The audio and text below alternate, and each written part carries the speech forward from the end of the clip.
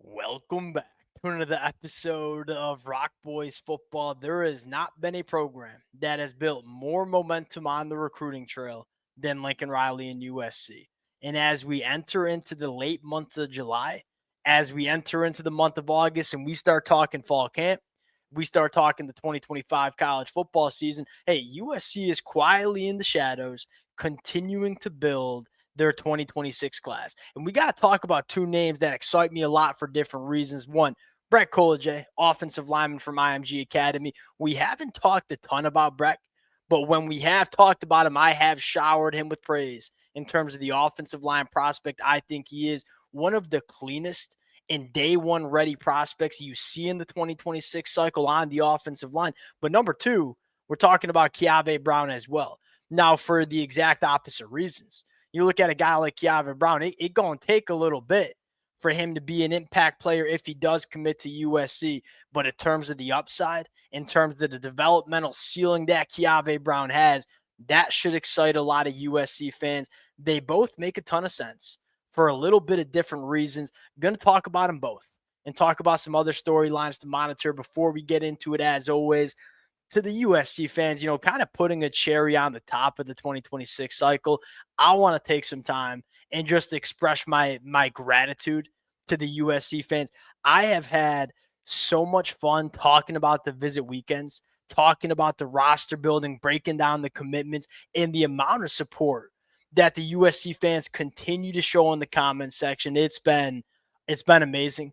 I can't thank you guys enough. If y'all do enjoy the content, consider subscribing to the channel. Without further ado, let's get into it. Let's start with my guy, Breck Kolojay, IMG Academy kid, committing on August 1st on Friday, right? And look, we haven't talked a ton about Breck Kolojay because this always seemed like a Miami versus Georgia battle.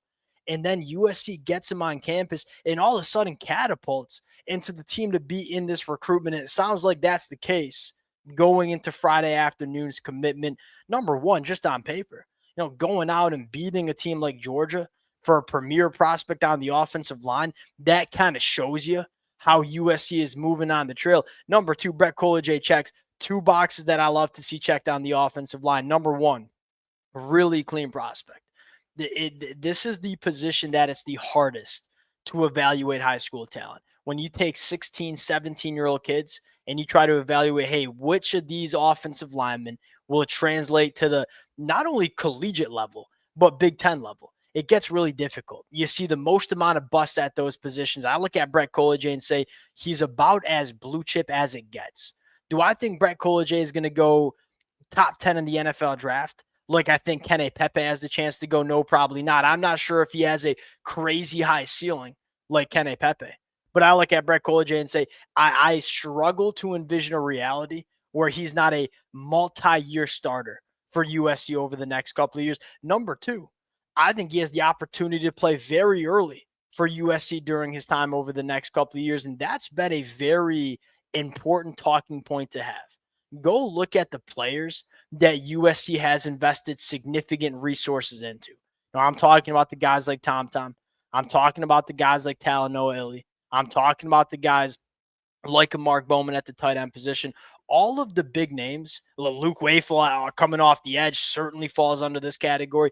All of the big names that USC has allocated a lot of resources to, those are guys that I think are going to play year one, year two, year three. And to me, it makes sense. When you're talking about how to allocate your resources, you want to see two boxes checked when you're going to spend big. One, do we think they're going to hit? You want to make sure these guys are going to hit. Number two, are they going to hit early? I look at five-star offensive tackle Felix Ojo committing to Texas Tech. I think he's an awesome prospect. I think he has the opportunity to be one of the best tackles in all of college football. But it's probably going to take 18 months. And it's probably not going to be year one. It's probably not going to be year two. I struggle to have it make sense to allocate that much money to a player that you're probably not going to get any value from until year three. So USC's taking the approach of, look, if we're going to go out and get aggressive, of which USC has, we're going to get aggressive for guys that we think can play relatively early. We're going to see our return on investment relatively early. Breck Kolojay is that kind of guy. And so when you combine, hey, real blue chip guy that is about as polished as it gets. When you get into the film, we'll break down his film if he commits to USC. Hand placement's elite, plays with leverage with it at an elite level, can climb to the second level, can pull around to the play side. Everything this kid does, he does it in a really technical and high proficient manner. He's just ready. There's not a lot of technical stuff that you can clean up. Then you combine that he's 6'5", 320, and one of the more powerful individuals on the offensive line that you see in the 2026 cycle.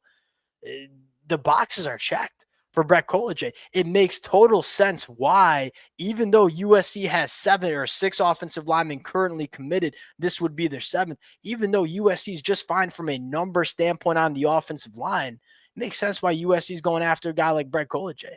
The second thing I'll say, and we kind of talked about it off the rip, one of the reasons Notre Dame made it to the national championship game last year was the depth they had on the offensive line. I think it's a little bit of a concern. Lincoln Riley actually said that during Big Ten Media Days. Chad Bowden's coming into this program saying, we don't want to have no more concerns about the depth we have on the offensive line. We're going to fix this immediately, and we're going to bring in 7 guys that we like a lot in this 2026 cycle. That's where USC seems to be trending. Now, a new name that we haven't talked about that freaking fires me up, Kave Brown. So, background on him, plays at Centennial, spent most of his early portions of his high school days rushing off the edge. In fact, I believe he's only caught 1 pass at the tight end position. This is a guy that has gotten a lot of buzz on the recruiting trail. Texas wanted him bad. In fact, he was silently committed to Texas throughout the summer months. Decides to back off that commitment, open up his recruitment. Why does it make sense for USC in the 2026 cycle? I think that's what many USC fans are asking, especially when you have a guy like Mark Bowman who's already locked in. Mark Bowman's your guy, and what we talked about with Mark Bowman, look, Mark Bowman, day one guy. Even though he's a reclassified dude from 2027 to 2026, Mark Bowman is going to play immediately for USC in the 2026 season. That allows you to take a flyer on Kave Brown. This kid is 16 years old. He's not going to turn 17 until after his junior year. This is a guy that I see USC saying, hey, let's go see what the senior year tape looks like. If he starts putting it together as a pass catcher, we're going to go pounds. And he's a guy that's going to take a little bit. There ain't no doubt about that. He's probably not going to be year 1, year 2, year 3 guy. Well, that's okay because we got Mark Bowman. So with you have the ability to take a guy like Kave Brown, put him in the slow cooker for the next couple of years as Mark Bowman goes to the NFL. And look, Mark Bowman, probably a 3-year guy going off to the NFL. Year 4 for Kave Brown, probably a guy that can be a difference maker for you at the tight end position. Although we haven't seen a ton of pass catching production from this kid, really good movement skills, long arms, big time catch radius, and he's tough.